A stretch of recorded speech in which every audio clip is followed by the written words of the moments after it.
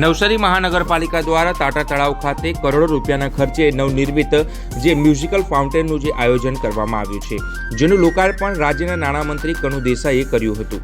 વાત કરવામાં આવે તો અમદાવાદના કાંકરિયા તળાવની થીમ પર વિકસાવવામાં આવેલ આ ફાઉન્ટેનને નિહાળવા માટે લોકો મોટી સંખ્યામાં ઉમટી રહ્યા છે અને સારો એવો પ્રતિસાદ મળી રહ્યો છે.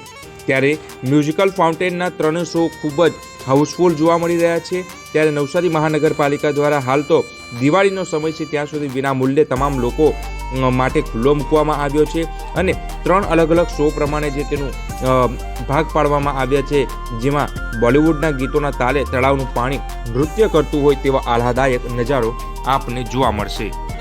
નવસારીમાં શહેરી વિકાસ વર્ષના ઉજવણીના ભાગરૂપે નવસારી મહાનગરપાલિકા દ્વારા light and sound show musical ફાઉન્ટેનનો જે છે નિર્માણ કરવામાં આવ્યો છે.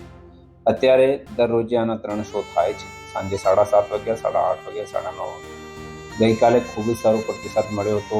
ત્રણે શો હાઉસફુલ ગયા હતા અને આજથી જે છે અમે આની કેપેસિટી વધાવીને 400 કરી દીધી છે.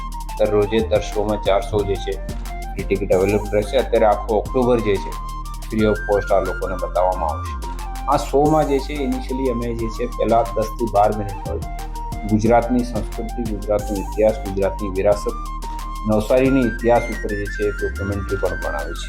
આને પણ બાળકોએ, સ્કૂલ જતા બાળકોએ, ટીચર્સ, બધા વાલીઓ ખૂબ જ જે છે આવકારી છે.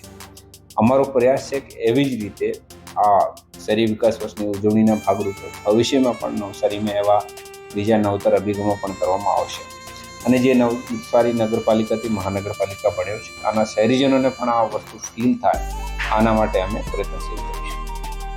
ત્યારે હાલમાં તો રવિવાર સુધી મ્યુઝિકલ ફાઉન્ટેન જોવા માટે કોઈ પણ ફી લેવામાં આવતી નથી.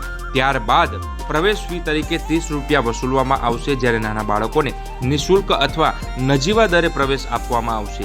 આગામી સમયમાં અહીં ફૂડ કોર્ટ પણ બનાવવામાં આવશે, જેથી કરીને અલગ અલગ સ્વાદ નવસારી શહેરીજનો માણી શકશે. અત્યાર સુધી નવસારીના શહેરીજનો મનોરંજન માટે અન્ય જિલ્લાઓમાં જતા હતા, પરંતુ હવે નવસારીના મધ્યમાં જ આ એવું નજરાણું નવસારી મહાનગરપાલિકા દ્વારા ઊભું કરવામાં આવ્યું છે, જે જોવાથી એવું ચોક્કસ આભાસ થશે કે આપણે અમદાવાદના કાંકરિયા તળાવનું જે આકર્ષણ છે તે જોઈ રહ્યા છે.